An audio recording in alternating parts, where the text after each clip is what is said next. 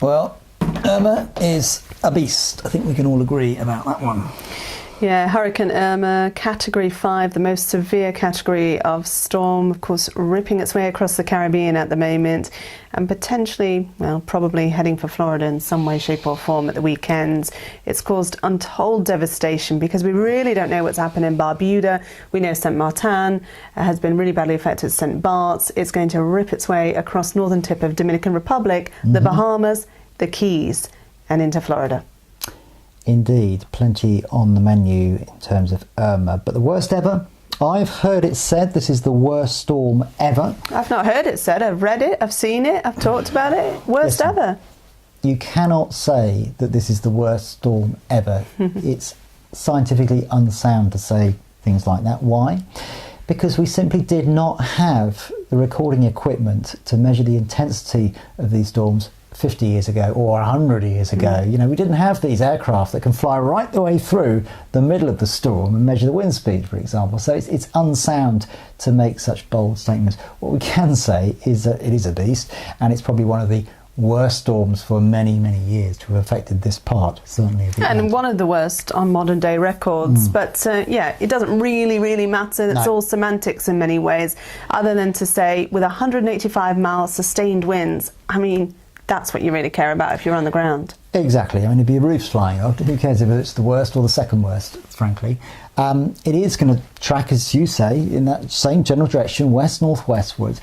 By the time we reach the weekend, there are huge question marks about where Irma will be. And I just want to say a bit more about the winds, because the very strongest of the winds is not the whole entire system that we see from space.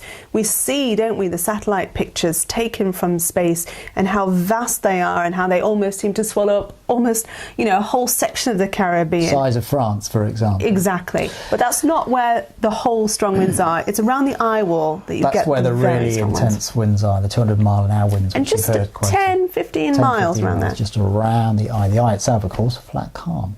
Yeah, so wind strength, rainfall, storm surge. Interestingly, Harvey, which you remember from a week or two back, which battered Texas, that was all about the rainfall, because although the storm actually wasn't as intense in terms of wind speed, Harvey just sat around for days and days and days and days, and that led to the accumulation of just vast amounts of rainfall. This storm, Irma, is going to whistle through much quicker, so it'll probably be the wind speed and the storm surge which will cause more damage.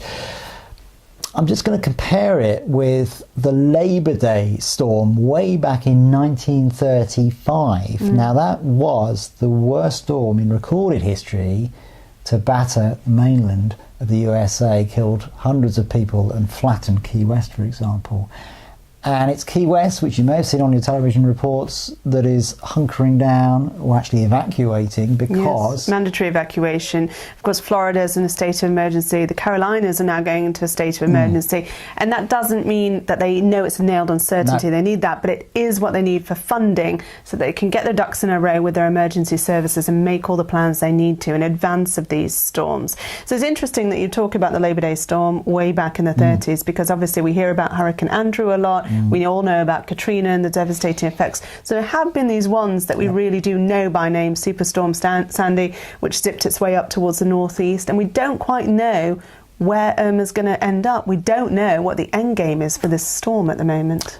No, we don't, but it's a very lively spell, and just to make that point, hot on the heels of Irma, Jose, which is already a hurricane, and the current forecast tracks are uncannily similar actually to Irma, certainly as it approaches the Caribbean. But I will say this one thing, that in the wake of Irma, what we will have is a shadow of cooler water, because these violent storms tend to churn up cooler water from underneath the surface, and it could well be that that will be a saving grace, because storms do not intensify as quickly if they encounter cooler water. So maybe Jose won't be as intense, fingers crossed, that's the hope, than its predecessor.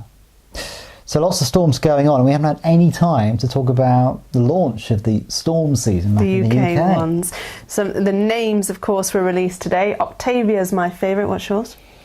I haven't got beyond Aileen, which is the letter the first one. I'm a slow learner. It is going to be wet and windy over the next several days, so we have to keep an eye on that one, but nothing in comparison with what's battering places the other side of the pond, and that's the one we will be keeping a close eye on over the next few days, isn't it? Absolutely.